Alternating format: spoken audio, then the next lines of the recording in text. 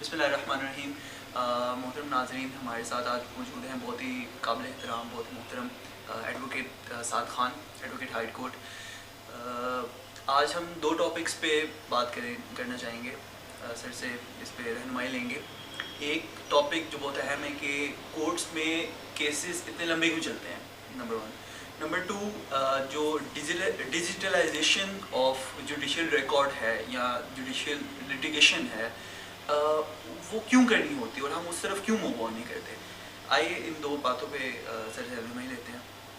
السلام علیکم سر. وعلیکم السلام، کیسے ہیں متین؟ جی اللہ کا شکر. سر جیسے کہ ذکر کیے پہلے بھی کہ ہمارے ناظرین جاننا چاہیں گے کہ یہ جو ڈیٹس ہیں یہ اتنی لمبی کیوں کر ڈلتی ہیں کورس میں ہماری، اور اتنا زیادہ کیس لنگر آن ہوتا ہے کہ یہ کہا جاتا ہے کہ جو دیوانی کیسز ہے خصوصاً، یا تو یہ انسان کو دیوالیہ کر دیتے ہیں، دیوانہ کر دیتے ہیں.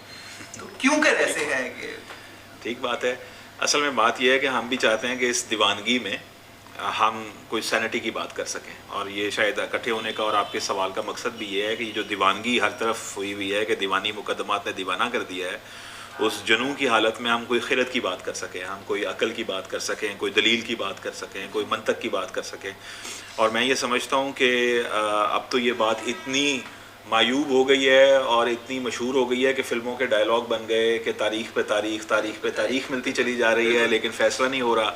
ہمارے کامن محاورے میں آ گیا کہ دادا کیس کرے گا اور پوتا اس کو ختم کرے گا، نسل در نسل لٹیگیشن چلے گی. اور آئی تھنک کہ اس سے جو ٹرسٹ ہے، جو کانفیڈنس ہے سسٹم کے اوپر، جوڈیشل سسٹم کے اوپر ایز اے ہول اور سوسائٹی کے اوپر بھی ان جنرل، تو ہم سمجھتے ہیں کہ سوشل نارمز جو ہیں وہ بھی بڑی اس سے چینج ہو جاتی ہیں، متاثر ہوتی ہیں.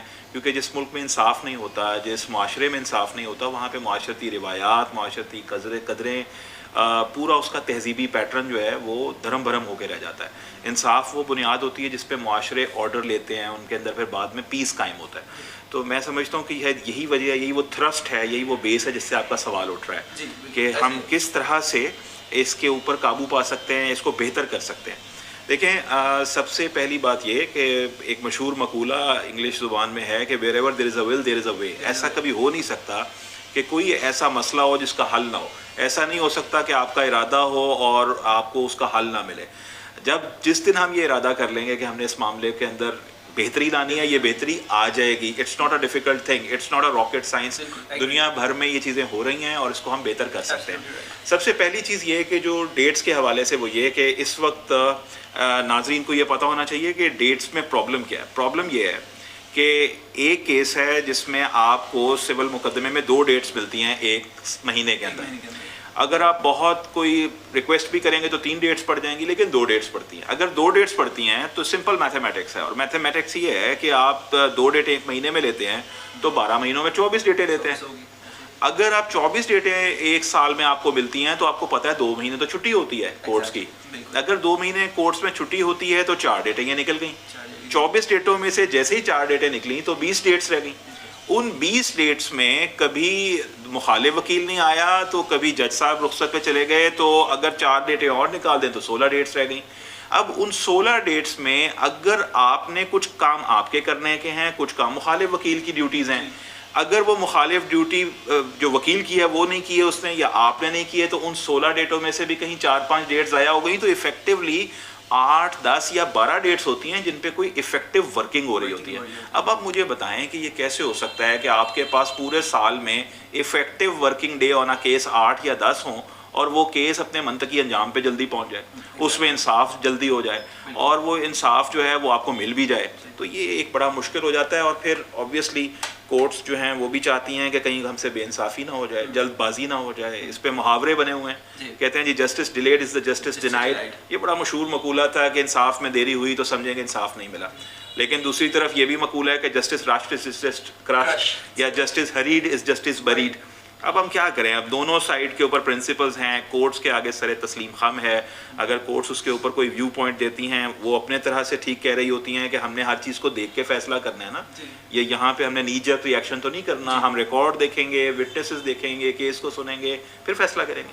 لیکن پرابلم یہ ہوتا ہے کہ اس سے جو کلائنٹ ہے یا جو لٹیگنٹ ہے، کہیں نہ کہیں اس کے دل میں سسٹم کے حوالے سے سوال پیدا ہو جاتا ہے. اور جب بھی سسٹم پہ کوشچن مارک آ جائے इसका मतलब है कि system has failed to deliver. And if system has failed to deliver तो हम पिलर ऑफ स्टेट की बात कर रहे हैं. Judiciary is one pillar of state. अगर पिलर ऑफ स्टेट का फेलियर एट्रीब्यूट हो गया या लोगों के जहन में बैठ गया कि खुदा ना खास्ता system is Fehling, that mean one part of the state is Fehling. ये बड़ी ख़तरनाक बात है. अब इसमें हम क्या कर सकते हैं? हमें इकट्ठे बैठना चाहिए. वकला जो हैं उनको अपने डिसिप्लिन को थोड़ा सा बेहतर करना चाहिए. हर डेट पे जो आपकी ज़िम्मेदारी है उसको अदा कीजिए. कोर्ट्स जो हैं उनको ये चाहिए कि वो महीने में 2 डेट्स रखने की बजाय हर वीक में केस रखें. उसके लिए चाहिए कि कोर्ट्स के पास इतने बल्क ऑफ केसेस ना हों कि वो ये मजबूर हो जाएं और वो डेट्स ना दे सके ज़्यादा. अगर हम ज़्यादा जजेस अपॉइंट करेंगे, ज़्यादा इंफ्रास्ट्रक्चर पे स्पेंड करेंगे, हुकूमत इसकी सरपरस्ती लेगी यानी स्टेट जो है, और जजेस ज़्यादा हों, तादाद ज़्यादा हो, तो केसेस जो हैं एक जज के पास कम होंगे और वो डेट्स ज़्यादा एक महीने में पड़ेंगी और जल्दी मामला रैप अप होगा. आज के दिन में हम क्या कर सकते हैं? वो रिक्वेस्ट वकला से है, और वो वकला से ये है कि जो जिस दिन आपका केस लगा हुआ है, आर यू प्रिपेयर्ड और नॉट. अगर आप उस दिन डेट ले लेते हैं तो फिर आप ये याद रखिए कि वही 10 या 12 डेट्स जो आपके पास हैं उसमें से आपने वो डेट कंज्यूम कर ली है, तो कम से कम आप उसको देर ना करें. तीसरी चीज़ ये होती है कि जो ऐसे केसेस जिसके अंदर बहुत सारे वर्सा होते हैं, उनमें से कोई फौत हो चुका होता है, कोई बाहर के मुल्क होता है. अब उनको बाहर के मुल्क से आने में देर होती थी. अभी कोर्ट्स ने एक काम शुरू किया कि ओवरसीज़ कोर्ट्स बन गई. अगर आपका ऐसा मामला है जो ओवरसीज़ का है तो उसको आप वीडियो लिंक पे जल्दी से बयान करें, मामले को रैप अप करें, ख़त्म करें. तो वी कैन डू दैट. और ये कोई ऐसी चीज़ नहीं है जो ना हो सकती हो. तो इस पे हमें अपनी ड्यूटी परफॉर्म करनी है. स्टेट को अपनी ज़िम्मेदारी समझते हुए जजेस की तादाद बढ़ानी है. कोर्ट्स नई बिल्डिंग्स कायम करके उसमें जजेस की तादाद बढ़ा के इलाकों में करीब कोर्ट्स देनी है ताकि लोगों को जल्द इंसाफ मिले और लोगों का एतमाद जो है इंसाफ के निज़ाम पर, पिलर ऑफ स्टेट पर और अल्टीमेटली स्टेट पर हम रेस्टोर करवा सकें, बहाल करवा सकें. This is that much important. I hope I have answered this question. बहुत बेहतरीन किस्म का. आई थिंक सो ये बात बहुत दफ़ा डिस्कस हुई है, ये ऑन रिकॉर्ड भी ये चीज़, लेकिन इतना प्रिसाइजली और इतना एक्यूरेटली जो है आपने बयान किया. और मुझे सबसे जो खूब बात लगी है कि आपने बताया कि हर किसी की रिस्पॉन्सिबिलिटीज़ है. वकीलों ने अपनी जगह पे काम करनी है, रिस्पॉन्सिबिलिटी अदा करनी है, जजेस ने अपनी जगह पे करनी है, और इसी तरह गवर्नमेंट की कुछ रिस्पॉन्सिबिलिटीज़ है कि जुडिशरी को स्टेट की रिस्पॉन्सिबिलिटी है कि वो अब जुडिशरी को बेहतर करने में लगाए. एज अ होल अगर एज अ टीम काम करेंगे तो ऑटोमेटिकली ये जो पेंडेंसी है केसेस की ये भी खत्म होगी और केसेस जो हैं वो जल्दी फैसला होंगे. जी सर, दूसरा क्वेश्चन जो मेरे इसी से लेके, जैसे आपने ई कोर्ट का जिक्र किया ओवरसीज केसेस के लिए, सर बिल्कुल इसमें है कि जो डिजिटलाइजेशन ऑफ जुडिशियल सिस्टम है हमारा, ये हो रहा है.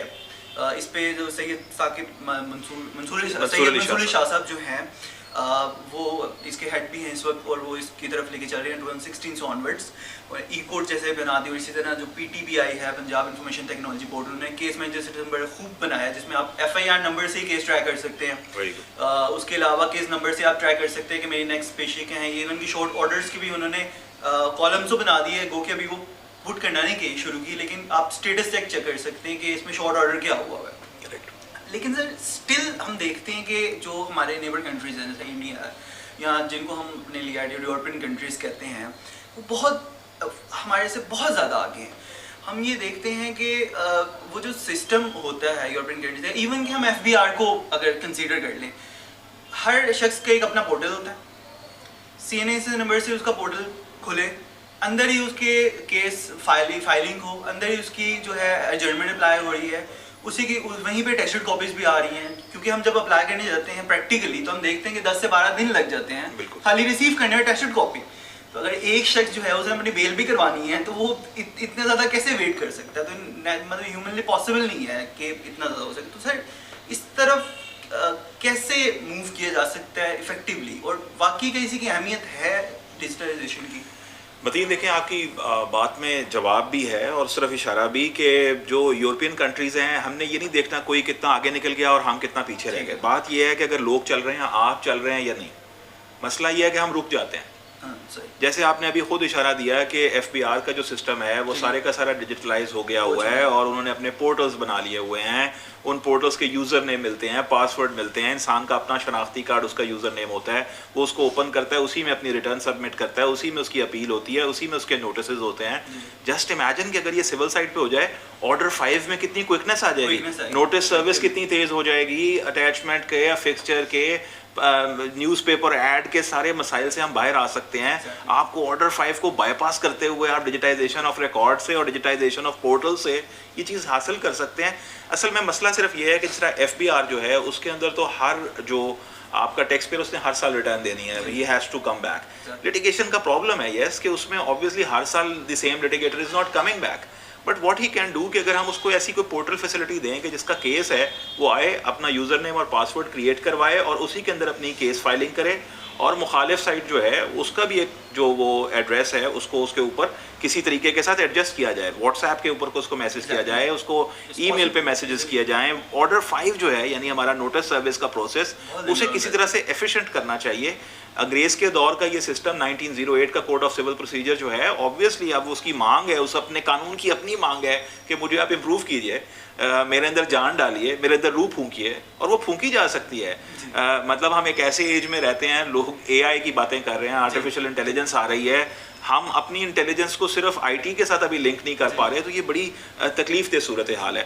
البتہ اس ساری picture is not that dark.